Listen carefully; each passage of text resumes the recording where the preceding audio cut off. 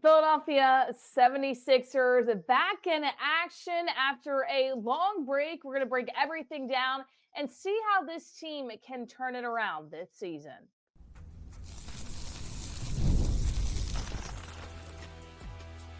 You are Locked On 76ers, your daily Philadelphia 76ers podcast, part of the Locked On Podcast Network, your team every day. What's going on, everybody? Welcome to Locked On 76ers with Keith Pompey, Kayla, Santiago with you each and every day. And Robinhood Gold provides the privileges of a high net worth for any net worth. These generous benefits are now available for only $5 a month. The new gold standard is here with Robinhood Gold. Sign up at robinhood.com/gold. So the 76ers back in action today after a long time off due to not making the NBA Cup, along with the Pacers in the same boat. We're going to break that all down, how they can turn it around. But first things first, we're going to start things off with Paul George responding to some questions, some comments about Joel Embiid. And Keith, Paul George has been in this situation before in terms of injuries, and you got a chance to hear from him earlier saying he really understands.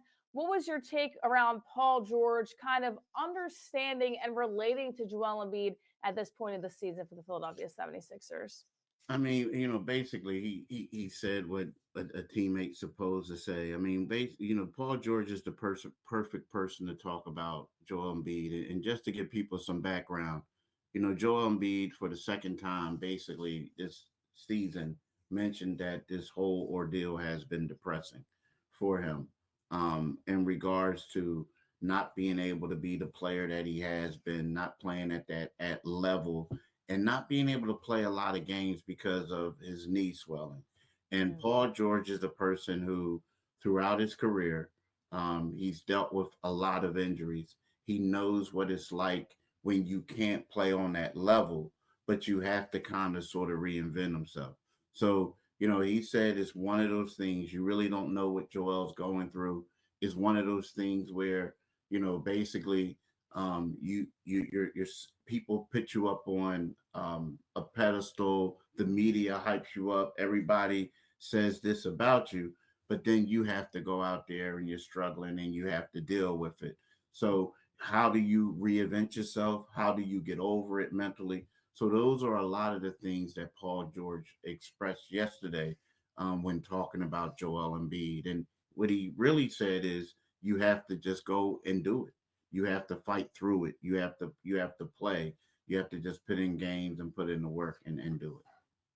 Yeah, and it's interesting when you turn all of this around to Joel Embiid too, because you look at the situation where he said things like this before. It has been a tough season for Joel Embiid. He performed last time out, but now people are going to be looking, okay, where's the consistency? Is this going to continue? If it's not going to continue, what's really going on?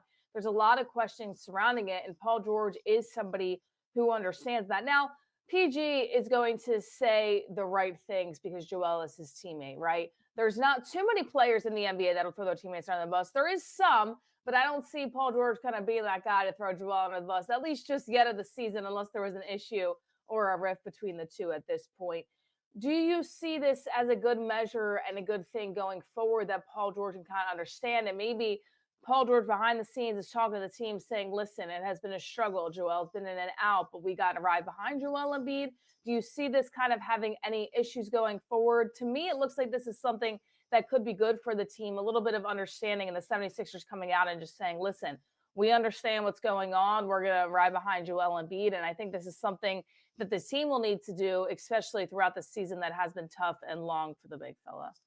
I think it's a little bit deeper than that. Like, I think it's not, I think when with Paul George, because we're talking about a guy who, when, he did have that major injury when he was with the Indiana Pacers, where he basically missed the season because of, he was with Team USA and he messed up his leg and this and that. And he didn't come back into the final 6 games of the following season. We're talking about a guy who missed 127 regular season games while playing for the Clippers the last 5 years, right? So when I look at it, it's more like an understanding of, a mental aspect of what a guy's going through, right? So, we talk of Paul George, he had a fractured leg. He had shoulder injury surgeries. He had a partially torn meniscus. Well, that's what Joel had, a torn meniscus. So I think it's more so not like saying we're going to ride behind you. We're not going to um, get a little frustrated because you're not playing. I think it's more of like, hey, bro, um, you got to learn your body. You can't Yeah. do certain things right now. I couldn't do certain things, but this is how I was able to overcome that and continue to become a all NBA player. You understand what I'm saying? So, I think that right now the 76ers know that there's going to be times where Joel Embiid can play, and there's going to be times where Joel Embiid can't play. They're fine with that. I mean, what they would love to have him play, but I think what Paul George is for is more of helping Joel Embiid out with the mental aspect of not being able to do it, like cope with it. You know what I mean? Like he Right. said, one quote, you have no choice. It's a no choice type of thing. Your love for the game allows you to be in the mindset to get better, and you'll figure it out. You'll figure it out. You'll learn your body. You'll learn how to adjust. It's just the passion for the game that speaks values when it comes to injury, and how you cope with it and get through it. So that's what George is there for, to help Embiid out with. And I look at the situation too. The mental game is such a big part of sports in general. You can go out there, and we saw it early in the season of Joel being in his head, being a little bit timid, saying, all right, I have to choose to dominate, but maybe you don't want to put that much pressure on your knee. Playing in games where how does Joel be in situations where his team might be down and his team digging himself out of this hole when Joel is going to be, in fact, sometimes not going to be able to really help in terms of being out there on the floor. He's not going to be in every single game. That's just going to be the reality of the situation all season long. So, how does he manage that while still being a positive teammate, a leader, whether that's on the bench or in the locker room, and then coming out and being able to really do what he needs to do to help this team when he's able to play in some of these games? We've talked about it being such an important stretch for the Philadelphia 76ers. And I think it's no better time than the present right now for Joel Embiid to really understand and take in what Paul George is saying, because at the end of the day, it's not just this season for Joel Embiid. And I know we all look at that, and that's what we're analyzing, and we're seeing that. Joel has said he wants to play longer. If something happens to this knee and it gets worse and worse, and he doesn't know his body and he's just going out there and playing, that's going to really hurt him going beyond this season. And at the same time, as well, you need to know when you can push yourself and when it's just, okay, I'm uncomfortable, but I need to play, versus, oh, I can seriously, seriously do some damage here. So I think that's one of the things that people don't always look at. You even look at other careers too, NFL with Tom Brady. How do these guys keep their bodies so well and so healthy and so aware at the same time when you're playing such a dominant sport in terms of physicality? And that's something that Joel Embiid really needs to come to terms with. And I think really no better time than this season right now, figuring out, okay, I know he wants to push himself, but at the same time, Joel's got to figure out how much is too much and how much is just uncomfortable for him. Yeah, I mean, it's just the mental aspect right now. I mean, and Joel but I think one of those things where he will figure that out. I mean, think about this. Joel said in the beginning of the year that he wasn't ready to play, and the team was going to work with him. I mean, Joel Embiid missed 17 straight days before he played. Right. So, so yeah, I think that's one of those things that I don't think they'll have a problem with that. It's just a matter of, just mentally not being able to be the same guy. Like, a lot of people can't go from being a superstar to all of a sudden becoming a role player. They all say that, or being able to impact the game. Like, they all say that, right? They all do. I mean, prime example, I'm just going to bring up a guy like Ben Simmons, right? When Ben Simmons was on top of his game, he was an all-star, but then he hurt his back, and now he can't do the things that he once could. So how do you deal with when you are out there playing? How do you deal with the mental side? Because if you can't get up and down the court, and you can't jump at the same level that you did before, mentally, how do you stay strong knowing that you don't have those tools? And for Joel, he has to, figure out how to keep pushing forward. But I do believe that the fact that he missed 17 days and was like, forget it. The fact that he didn't like start off the training camp, I think that he's having a better understanding of what he can do and what he can't do in regards to pushing it. It's just a matter of mentally. I can't dominate like I used to. I just can't Right. run by people. How am I going to adjust my game to still be an elite player and keep my mental confidence up?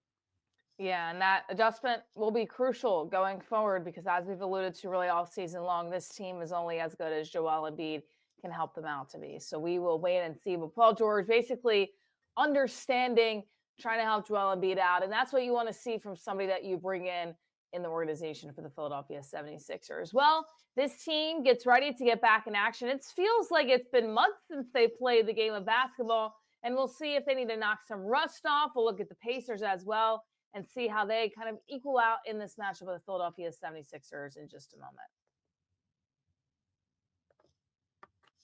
With Robinhood Gold, you don't need a silver spoon to eat up the financial favors of the 1%. Robinhood Gold allows others to get the rates and perks usually reserved for the high society. Now, a resourceful individual with Robinhood Gold can earn the liberal rate of 4.25% on uninvested cash and be rewarded with a handsome 3% retirement boost on IRA account contributions. Robinhood Gold provides the privileges of a high net worth for any net worth. These generous benefits are now available for only $5 a month. The new gold standard is here with Robinhood Gold. Sign up at robinhoodgold.com/gold. Terms to apply for product-specific disclosures. Visit robinhoodgold.com/gold. Investing involves risk. Rate may change. The gold membership is offered by Robinhood Gold LLC. All right, so it's game time for the Philadelphia 76ers. It's the Pacers and Philadelphia back into action after what feels like it's been a really, really long time off for this team. So the Pacers a little bit in the same boat as the Philadelphia 76ers right now. Now, Indiana, a better record overall for sure, but they've dropped 5 of their last 6. During that stretch, they've averaged just 111 in terms of offensive scoring per game, and they've given up about 120 to opposing teams as well. 76ers, they're kind of on the opposite side of the spectrum here. 4 of their last 5 after starting 2-12. So for the Sixers, it's all about keeping up momentum and shutting down Indiana. Now, 76ers are able to beat the Pacers earlier in the season, but this is a very low team. Keith, how are you feeling going into this matchup? The 76ers, they're clearly riding the momentum right now, but there's going to be a little bit of rust to knock off, especially if you look at Joel Embiid trying to come back and answer back to his performance last time out after being off for some time. But the Pacers not necessarily coming in as this red-hot team getting ready to face the Philadelphia 76ers either.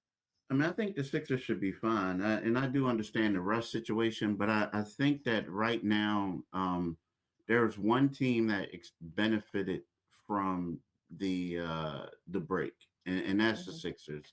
And the reason why they benefited from it was because, Paul George was just coming back several games, from his knee ailment, the bone bruise. The same thing with Joel Embiid. It was his first game back. The thing with Joel Embiid, when he's going to be hindered and bothered is when they stack up a bunch of games, right? Like playing 3 games in 6 nights, 4 games in 7, 8 nights. That's when Joel Embiid is going to struggle, right? So when we look at this thing, the last time that these two teams played, it was early in the season. It was back in October, and the Sixers did not have Joel Embiid. They did not have PG, and they won 118-114 in overtime. I believe Maxey scored 45 points that game. When you look at it now, you're going to have Paul George, you're going to have Embiid. Embiid's going to be well rested. And I feel like the 76ers are going to win this game. You look at a guy like, Tyrese Halliburton, who averages 21.5 points against the Sixers versus his career. Halliburton has been playing okay, but he hasn't been playing at that level he was last year. And I just feel like the fact that the Sixers have Embiid, a well-rested Embiid, and they have Paul George, I feel like that they have the advantage in this game. And you look at the perspective of the situation too, in terms of last game for the Pacers as well, falling to the Hornets 113-109.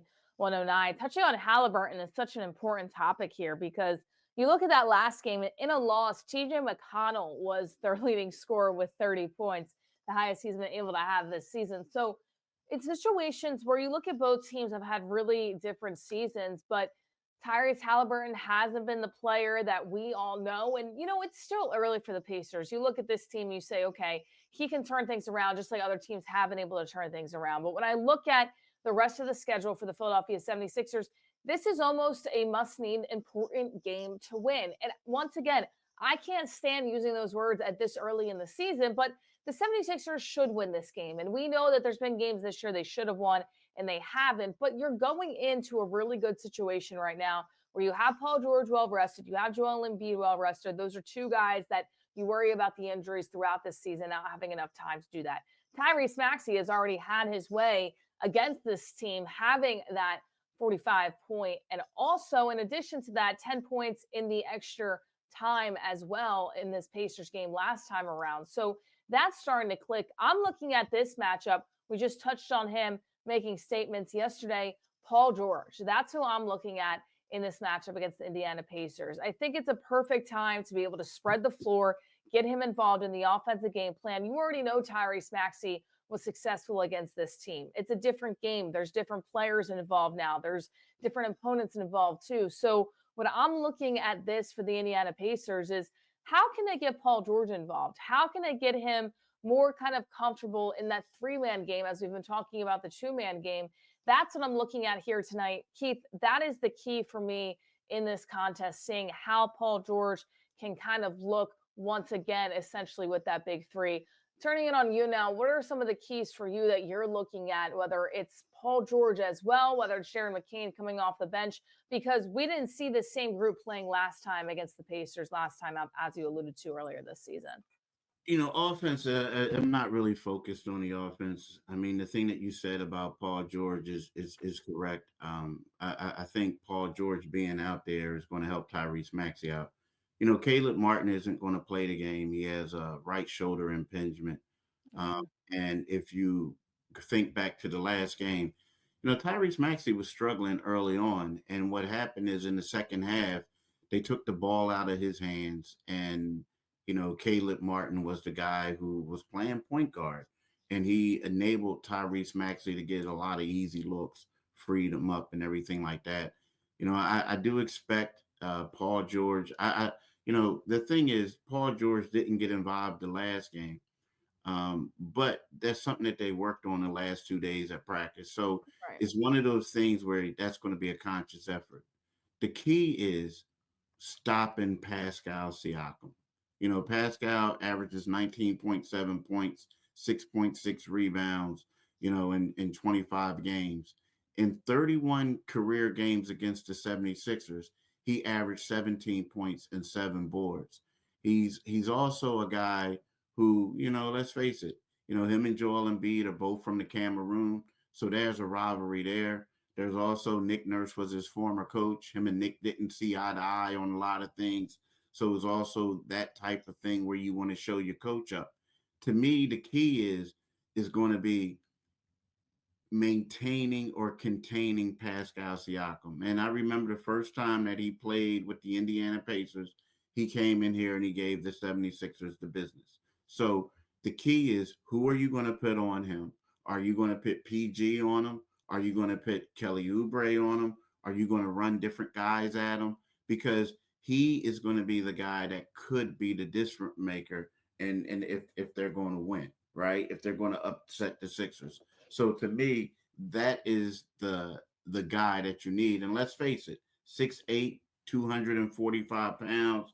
They have him listed as kind of a power forward, but at the same time, he could play the 2 all the way up to the 5 small ball center. So guarding him to me is the thing to look forward to or thing to pay attention to, and it's going to be extremely vital for the 76ers to win this game.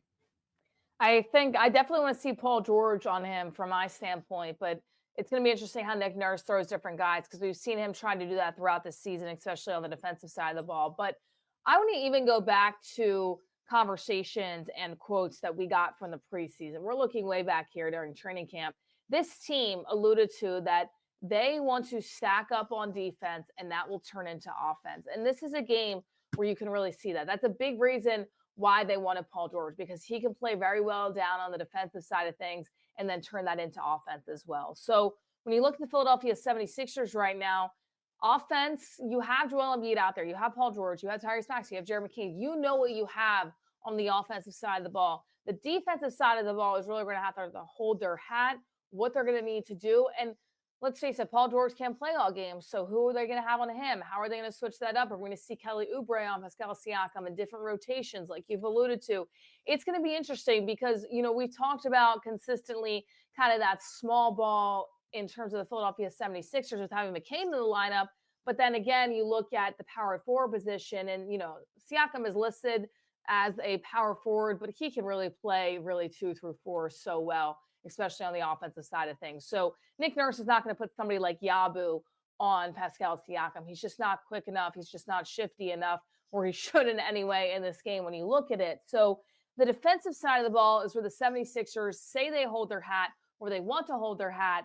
And that's where we really need to see tonight as well, kind of expand a little bit and then going out through the rest of the December schedule. Because, hey, they say defense wins championships. And for the Philadelphia 76ers on the defensive side, they got to figure some things out. And tonight can be that night. And Paul George, Pascal Siakam, I want to see that matchup. Let me say this before you do this to talk about their defense. Now, the one thing I will say about this, in the last 5 games, the Sixers ranked second in the NBA in defensive efficiency at 104.2 points allowed per 100 possessions. So they have made some improvement in that category. The thing is, the guys that you do want on Pascal Siakam is going to have to be is going to, well, first of all, sometimes you had Embiid play him in the past just because of his length. But the 3 guys that are going to be on him is going to be Paul George, Kelly Oubre, and KJ Martin, right? You're going to have to rotate those 3. But defense has improved these past 5 games. But a lot of that has to do, if we're going to be honest, with the opponents they played, and then also Paul George coming back. But again, the opponents they played and Paul George coming back. So this is going to be a big test for that defense. That it is. This is also where you miss somebody like Caleb Martin, too, that you could have as another body to defend out there. But once again, he doesn't look like he's going to be playing today with that injury right now. So we're going to wait and see because this team wants to hang their hat on defense, but it can't just be against opponents that are a little bit easier to defend. So Siakam going to be a good test. And also Halliburton will be a test too. Now he's been struggling a little bit this season. He isn't playing at the high clip he was a season ago, but he still is a very good basketball player. He still is a high elite scorer. So this team will also have to worry about him and the other guys that they have coming in to fill those spots too. So the Philadelphia 76ers back in action. They will be tonight against the Pacers. I'm looking forward to it. I'm ready to see this team back in action. Let us know how you guys are feeling in the comments about the Philadelphia 76ers. And when we come back, we'll give our score predictions and see how this can really look for the rest of the year for the Philadelphia 76ers. It really starts now against this Pacers game if they want to dig themselves out of that hole that we've been alluding to all season long.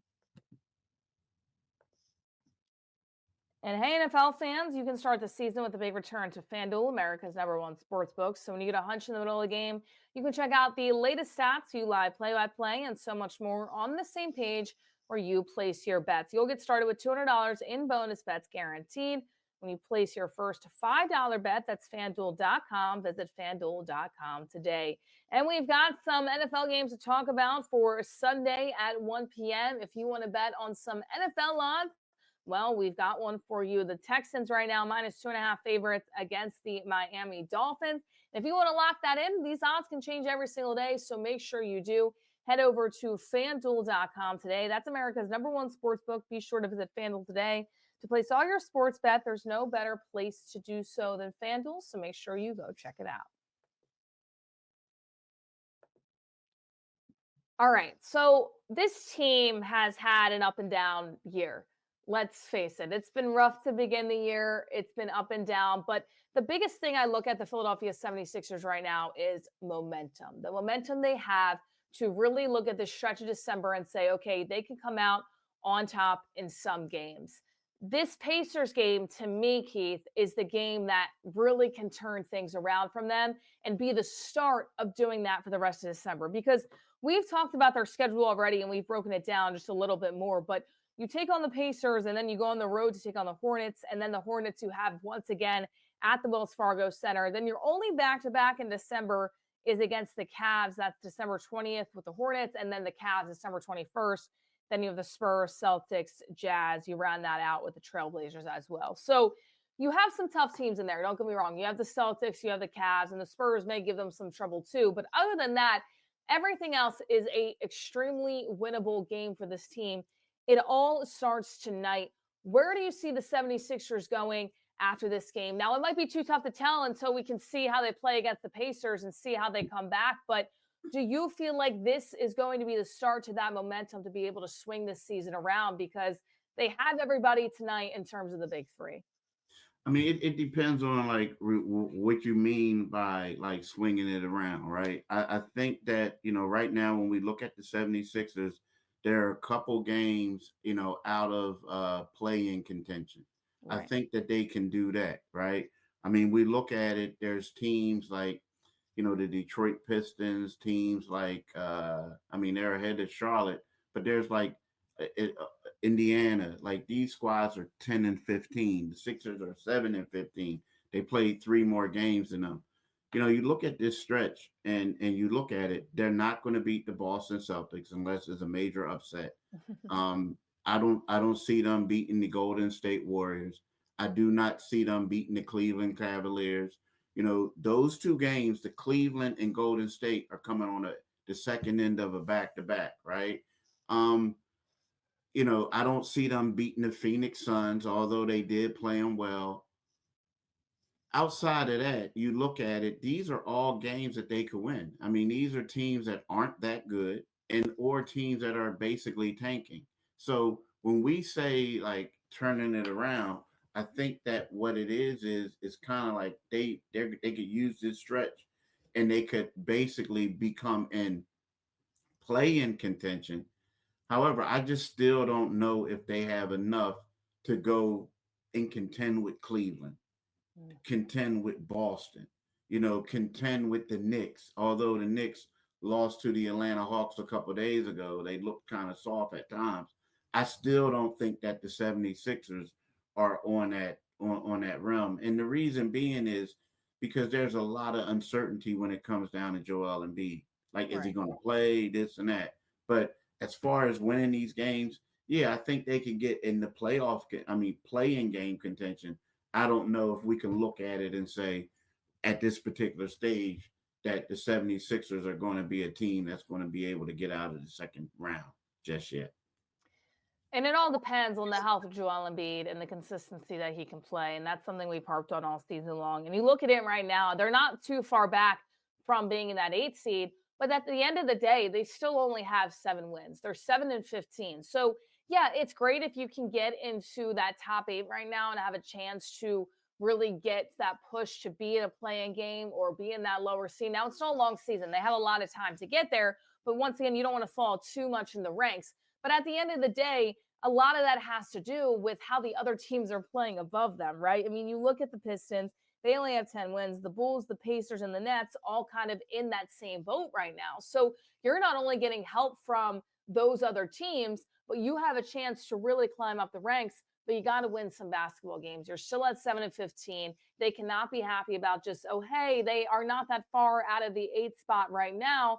It's still a long season, and you never know what can happen in the NBA with the teams in front of them if they can heat up at this point. So I'm not expecting them to be even really top 3 at this point coming out of the season. And that's tough to look at because you don't want to face a team like the Celtics or the Cavs or the Knicks in the first round. But Joel Embiid isn't going to play every game. And I think they kind of need him to if they want to get to that point.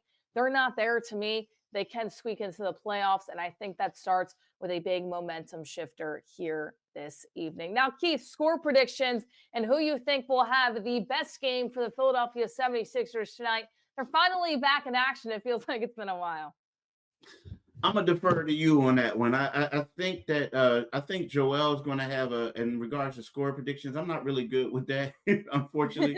I mean, I think Joel will have a big game. I think they're going to get Paul George more involved than he has been the last game. I mean, I do believe that the 76ers are going to win this one.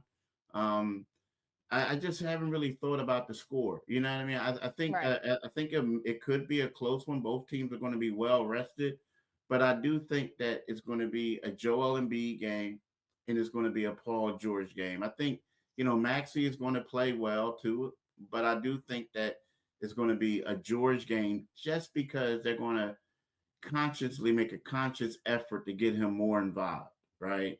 And Joel is going to be well rested and he's going to dominate. But I think it's going to be a close win by the Sixers. And I don't think it's going to be super high scoring because you look at their averages right now. We mentioned before that Indiana only averages 111.5 right now per game, but they do give up 120.5 on the other side to opposing teams. The Sixers averaging just under 106. So I'm going to go 110 to 107 Philadelphia 76ers, my final score prediction. I'm in agreement with you where I think it's going to be a big Joel Embiid game. I just think the odds are in his favor against the Indiana Pacers. I think he can go for another 30 piece here tonight. But my biggest factor, once again, is going to be seeing how Paul George can get involved. I'm not even saying his numbers have to be extremely high, but how is he spacing the floor? How are they getting him open looks? Are they able to get him more open looks than they were in the last game? Because that will be important going down the line. Philadelphia 76ers back in action and trying to turn their season around in terms of getting closer to that 8 seed because the teams in front of them only just 3 more wins from that standpoint. That game at 7 p.m. tip-off at the Wells Fargo Center. And we will be back after the game discussing how it all went down and if it lived up to the expectations of the Philadelphia 76ers coming out with the victory. For Keith Pompey, I'm Kayla Santiago saying so long, and thank you guys all so much for joining us on Locked On 76ers.